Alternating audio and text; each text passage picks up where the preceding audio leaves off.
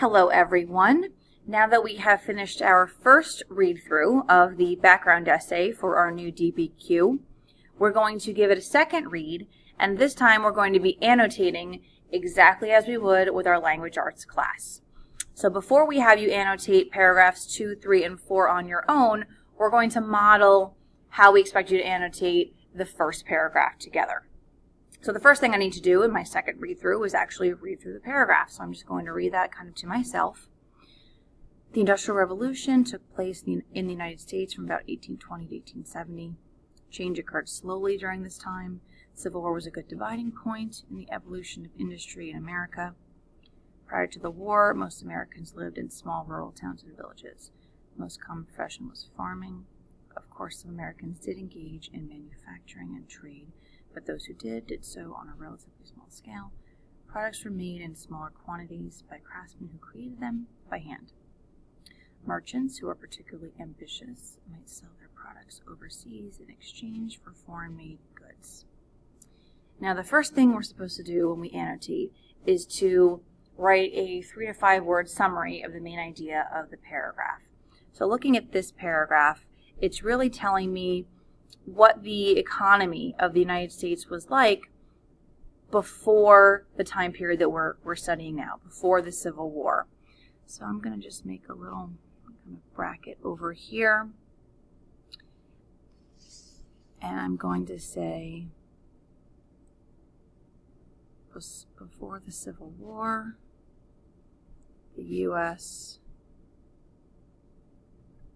was agricultural. Okay. That's their main economic system. Now it's saying there are some exceptions and some people, bought and traded, but most people were farmers. Now we're also supposed to highlight or underline important and interesting details and box new vocab. So a couple words I'm really not sure of. I see merchants, and I think I know what that is. I'm not 100% sure. And ambitious.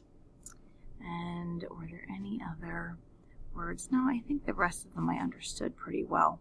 So I'm going to take my phone. I'm going to go to dictionary.com and I'm going to look up ambitious. Now, ambitious, having ambition, eagerly desirous of achieving or obtaining success, power, wealth, or a goal.